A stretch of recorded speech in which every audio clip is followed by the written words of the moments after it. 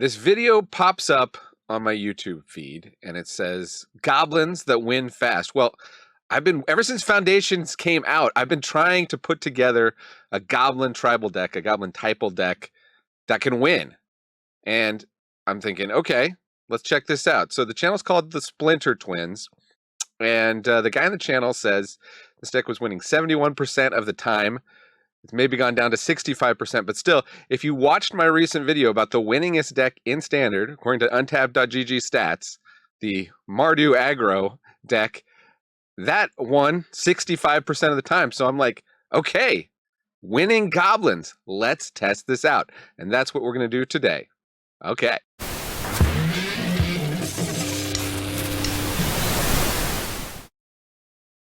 Welcome to the Attic. ManaDad here. It's the channel where we explore what's fun in Magic, mostly on Arena. On Arena today, Goblins.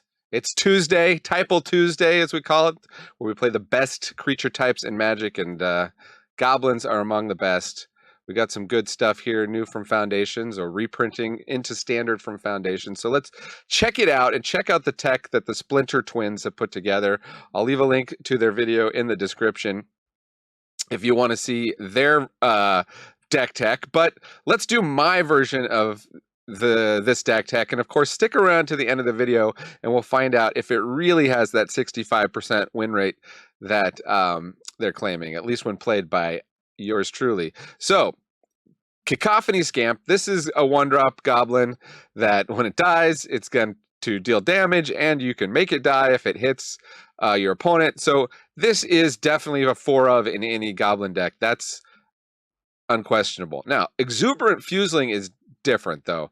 This is not one that everybody has been trying out. This is a 0/1 trample, gets +1/+0 for each oil counter on it, and when it enters or whenever another creature or artifact you control is put into a graveyard from the battlefield, put an oil counter on it. So it comes in as a 1/1, and it's trample, which is nice. And then when stuff goes to the graveyard, gets more oil counters. It gets bigger.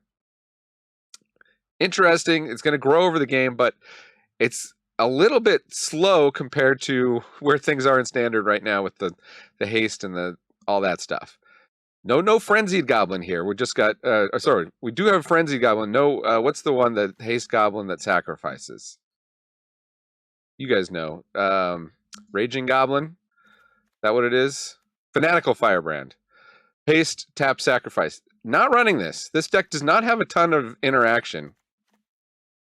But this kind of interacts in that you can stop blockers with it. So interesting. 2 of there, and then 2 of turn inside out, which is pushing damage, which is good. And then you get to Manifest Dread, which can maybe, push a little bit more damage. Interesting. Where I think that works is another card I really hadn't considered for the Goblin deck that the Splinter Twins are using here, and that is Betrayer's Bargain. It's a sacrifice spell. It's going to cost an additional 2, so it's 4 mana unless we want to throw either a Goblin or an enchantment, but I don't believe we have any enchantments to throw. I guess we could throw an Enduring Courage after it's done its part. We'll get to that little bit of tech, which is a good bit of tech that I've actually experimented with in Goblin decks. And I do have a budget Goblin deck I'm working on, and I'm hopefully, remind me if I don't, I'm going to put the deck list to that, my current running deck list for that in the description. So check that out as well if there's too many rares here for you to deal with. Haven't hit a rare yet, but we're about to. We got Dragon Fodder, a 4 of there. That's, no brainer. That just came back into print here from Foundations. But then Rundvelt Hordemaster, again, 4 of, no brainer, but it is rares. And then we get 4 of the Searslicer Goblin. Again, probably a no brainer in a Goblin deck. It's a 2/1 that's going to make goblins as long as you attack that turn. And we do want to go wide with this. So almost guaranteed a 2 for 1, 2 for the price of 1 card, as long as you can trigger it. So that's good. It could be many more for the price of 1. Now, unusually here we got Dropkick Bomber, which I guess is Standard legal. It's from the Jumpstart set, and it's a Goblin Lord. So goblins you control get +1/+1. So it's our Lords 5 and 6 here, and then you can pay a red, and the Goblin gains flying, and then you have to sacrifice it. So be careful playing that red. And then 4 of Squee. Squee is great. We know Squee is really good. 2/2 haste makes a goblin as it attacks, and we can bring it back for 4 and exiling some cards from the graveyard. And then Krenko is very, very slow, but if it survives, it can just make a massive army. Now, what do we do with the massive army? Not clear. Enduring Courage combines very nicely with Krenko. Or, you know, if there's something that has any of these that I guess don't have haste, which is all of them. Enduring Courage is very nice, and it's nice when you're making goblins and they're getting haste and stuff. But would it be better just to have 4 of Enduring Courages? And also, is 4 mana too much when we're just playing 21 lands, 22 lands, 18 mountains, and 4 Cavern of Souls? That's a question there too, but who am I to argue if the results are good? So let's take a look, see this deck in action, learn how to play it with me, and then we'll stick around to the end. I'll show you the real win rate of the deck that I got, not just the games I was able to fit into the video. Let's go. Hey, it's me, Overlord of the Hauntwoods. Actually, haunting and overlording are just my hobbies. My day job is managing the YouTube algorithm. I try to make sure lots of negative, conspiracy-laden clickbait shows up in your feed. You know, nightmare fuel. Whatever you do, don't like, comment, or elder gods forbid, subscribe to a channel like this one, okay? We don't need your feed filled up with people who genuinely enjoy playing Magic like this so-called ManaDad. He puts deck lists and other useful links in the description. He even shows real win rate stats at the end of the videos. Yikes. Clicking on positive, helpful videos takes away from the time I could be spending haunting woods or putting my friend Writhing Chrysalis into draft boosters. But you don't have to take it from me. 9 out of 10 players who want to unban grief agree. Now let's see. What is your racist uncle clicking on today? He has impeccable taste. Let me send some of those videos your way. Okay, Splinter Twins video said this deck is good to ranking up to Mythic. Find out. We're on Platinum here. Up against Rake Ember. I celebrate Rake Timber every November when I have to rake up all the leaves in the yard. What goes first? We have 4 mana. Kind of a rough keep. On the other hand, like, what do we send it back? Like, hope to get something. Foozling. Such a weird design. So much text.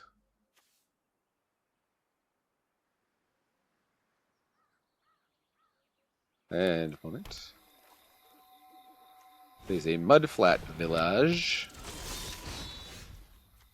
And they have a Rat Berserker. Persistent Marshstalker. Gets +1/+0 for each other rat you control. Okay. Seems pretty cool. I guess I'm probably supposed to play my creatures first there. Sequencing. My punt animation.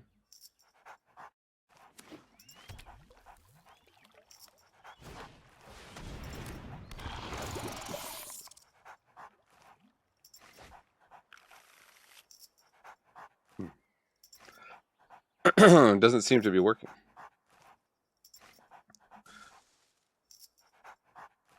Okay, opponent has got crazy rat action going. Toxic 1. Is it Caramonics?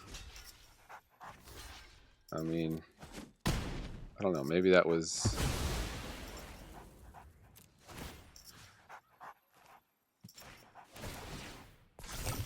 Now we've got these up to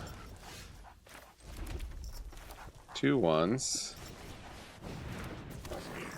And just attack all. Just kind of go crazy.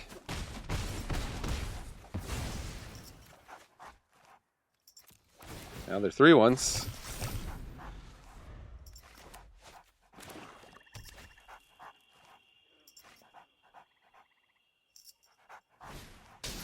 They're getting a 4-drop. Oh my goodness. Big rats. When do rats get so big?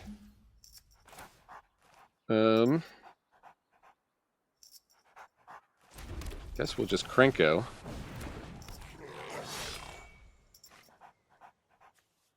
could send in the 1/1. Going to die, so that wouldn't trigger these things anyway. We have multiple copies of this anyway. Go for throat one of those guys. Ouchie wouchie. Why not get Krenko though? I'm not sure. Okay, who knew there were so many rats in Standard? I guess Krenko is just our backup win condition here. At this point, we're just making so many goblins every turn. And Squee. Oh, we need to get more cards in the graveyard. Bring that back. Distant Marsh Stalker. There's a 7/1, but no trample. Oh, just flooding out on lands. Can I get a flood animation? Anything? Happened to all my memes.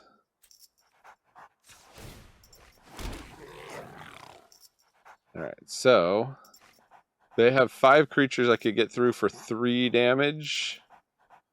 Potentially 4 damage. I guess we'll just do it. More than enough blockers here.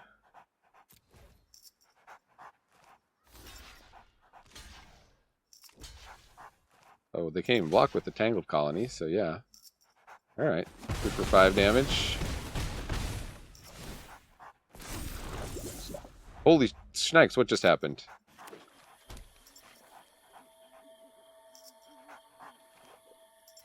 Create X black rack tokens. Oh, do they have a better token generator than us? And a Gix's command. Okay.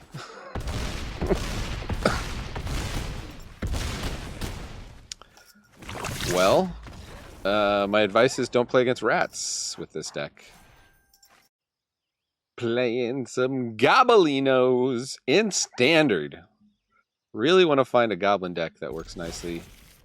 A little bit heavy on the 3 and 4 drops. I want to play a Swamp. I guess we won't show him Cavern of Souls just yet. We did hear our 3rd land drop there. A 1/1 is not usually worth opponent playing removal on it, but you never know. See if they let us get in an attack. Okay, they play 2nd Swamp, so we don't need to play Cavern of Souls. Deep Cavern Bat, however, is probably going to take Searslicer Goblin. That's unfortunate. And our interaction in this deck is super low. So we get wrecked by Bat. Yeah, they took our 2-drop. Gosh darn it. Well, I'll play an Exuberant Goblin just in case they decide to trade, but I don't think they will. Next turn we can Squee, however. Okay, they didn't even play a land. Naming Goblin, of course. Remove Squee immediately before we can attack with it. They are. And little do they know we've got another. And that pumps up our exuberant fuselings. If we draw a land, I think we do Enduring Courage here. I want to just trying to hit their land drops. Huh, okay. We got the Squee. Doesn't look like they have cut down, so we get another Goblin, and they're already at 9, even with the life gain from the Cavern Bat. They would be at 7. The Shieldred, however, is very, very bad. So let's see.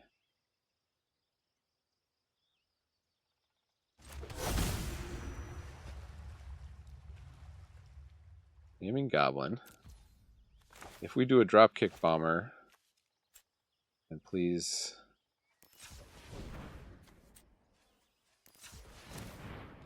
Play it like this. Probably what they block is the Squee.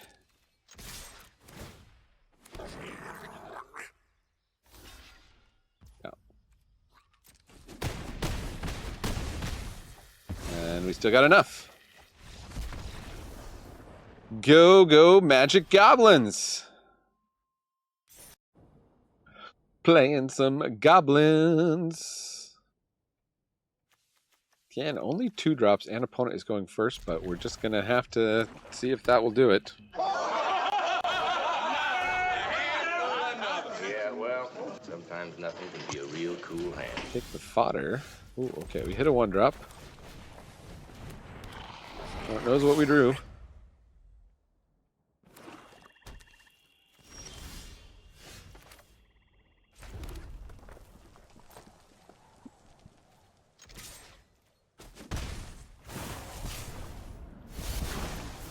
Climb that. I think Searslicer Goblin gets destroyed, but I have to give it a shot. But end step as quickly as possible. No. They had the cut down. They've always got it. Double cut down, okay.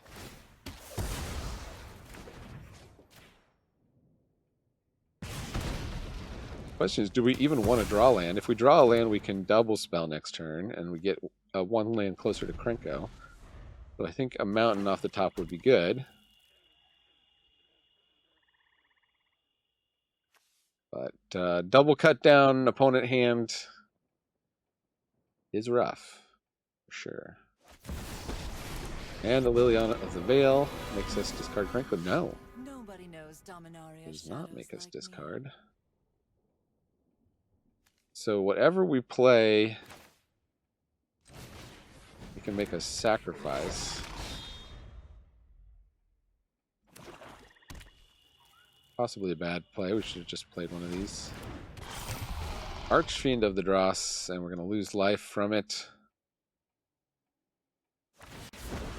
And our thing that deals 5 damage. Oh no, it didn't make us discard card. Okay.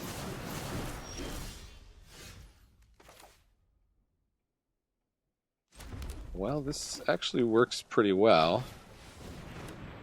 We can attack, right, and pay red, and they can't block. And then we'll get to make a token that we can sacrifice.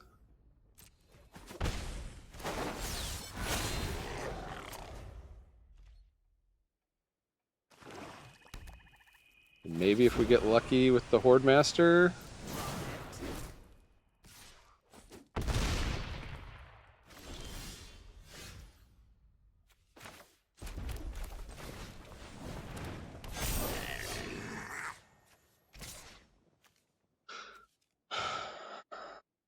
Guess we'll take out the Liliana.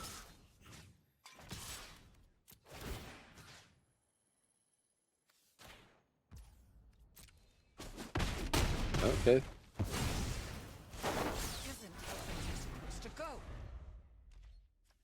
Two counters on that. They're three turn clock. Eventually, no, they cut down the Hordemaster. What a top deck for them. And we did not flip a Goblin. And we drew a land. Wow.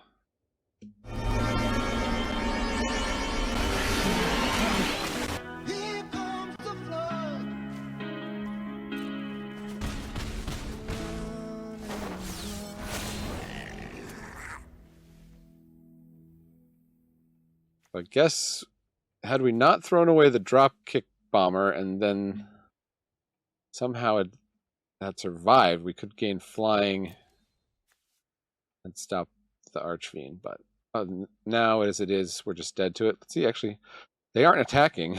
Do they realize? Are they too worried about losing themselves?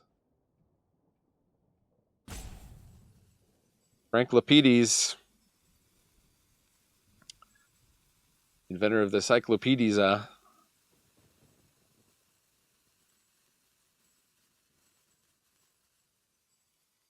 I do not have time for this. I do not have time for you.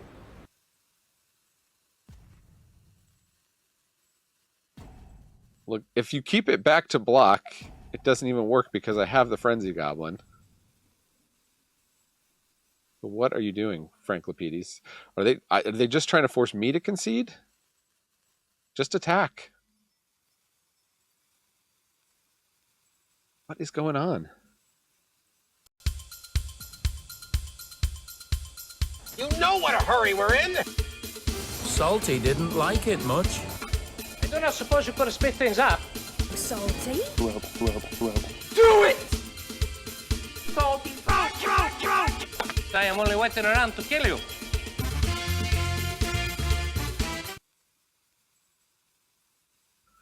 So, either they disconnected and we're going to get a free win, when we shouldn't have, or they're just testing us. Anybody know Franklopedes? Want to check if they're alive with McCall?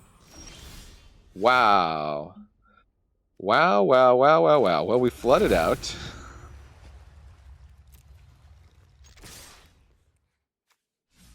Oh, I guess, yeah, well, they can't block anyway.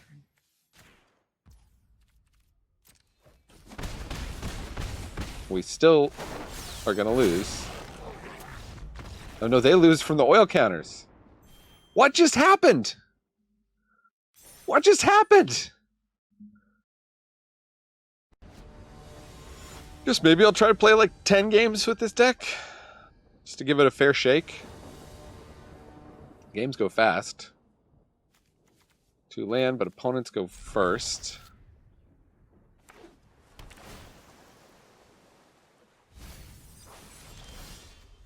What do we want? We'll take the Fuseling, I suppose.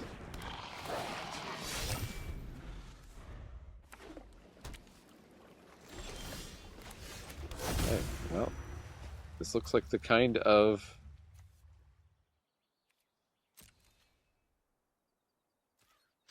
deck where we want to be able to stop counter spells. I think Searslicer probably gets hit by it's turned into map tokens or something here. Pick Luck Prankster, okay. We've got the Oculus in the grave. We got 2 Oculi in the graveyard. We do have a lot of goblins, and we've got some Hordemasters coming down. Coming downhill.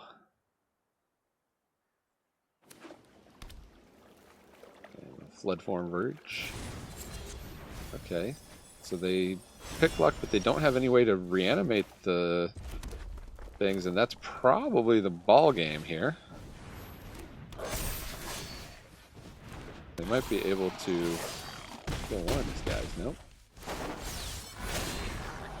Maybe they have a board wipe?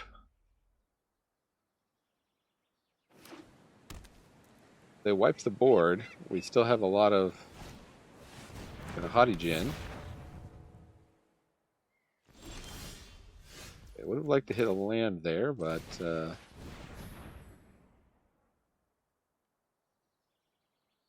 gonna get lost that Hordemaster.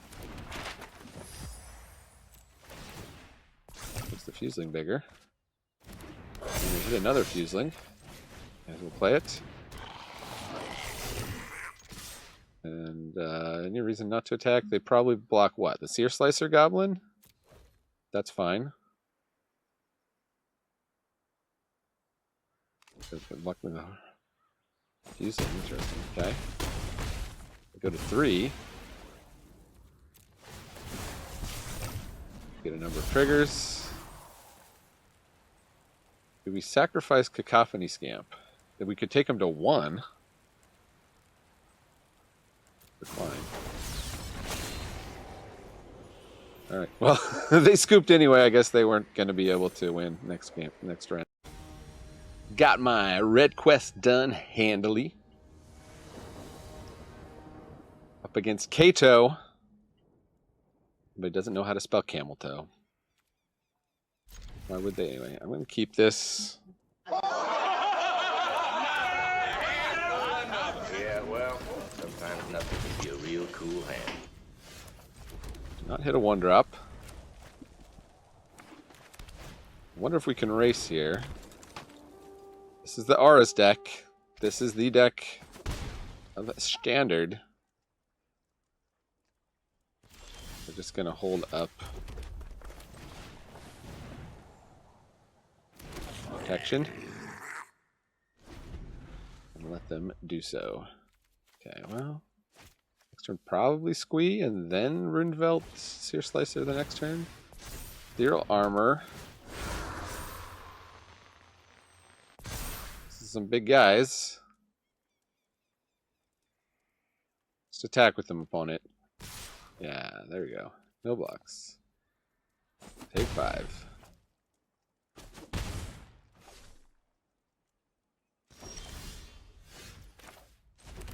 Huh.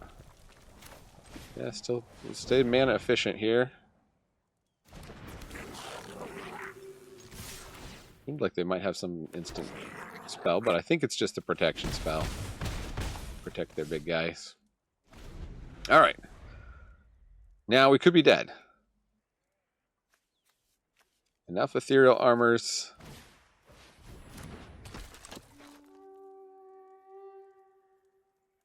Or toast.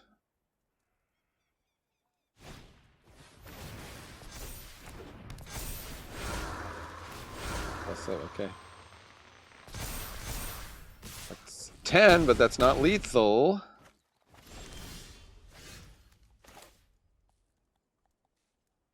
Question is, do I need some goblins to chump block here?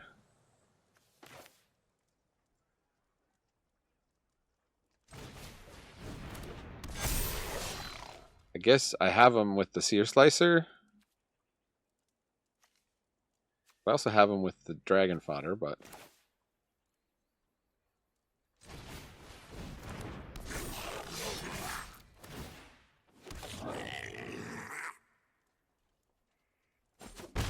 take the full brunt. Okay, if they have the flying spell, we're gone. If not, I think we might have something.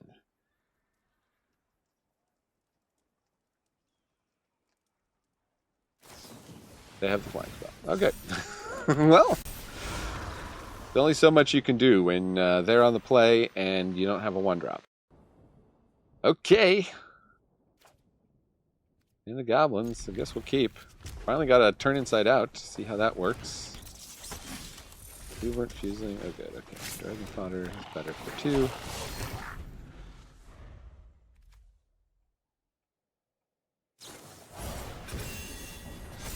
The monster's raging. Raging. Heartfire heroing. Huh. Well, I mean, the Searslicer Goblin is technically better than the Dragon Fodder, I think, here.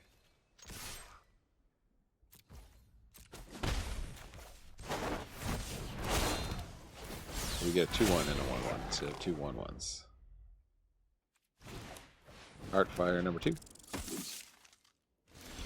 They don't attack.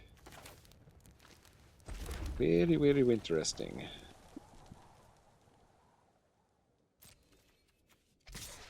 And they're tapped out. Oh, they kept a 1-lander? Oh, this could be good. Huh. Okay, no blocks.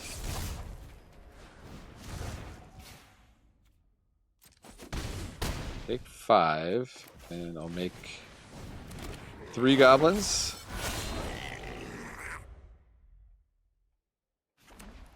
Okay. Opponent has hit their second land. Go for the Manifold Mouse. Pretty good. 4/4 trample double strike. That will deal 8 to us.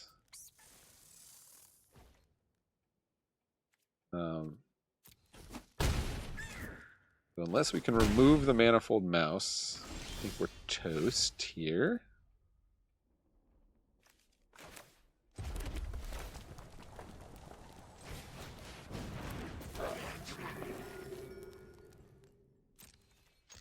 Let's see if they attempt to block one of the 1/1s with the Manifold Mouse. That's basically our only hope. They do not. So 3, 7, 8, 9, 10. We were 1 away from winning.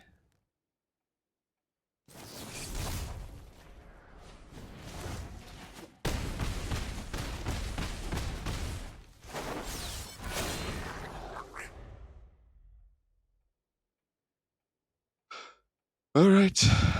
Good game.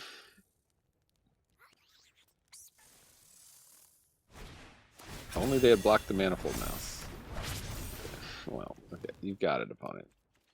You've got it. Okay, here's how we did. 50% win rate, but 67 or 55% win rate, but 67% on the play, 50% on the draw. Actually, so if I'd stopped at 10 games, because we won the last game, so it would have been 50-50. And there's also that game, which I think I'm going to play for you, where the opponent timed out, which we should have lost. So we should really be 5 and 6 with this deck.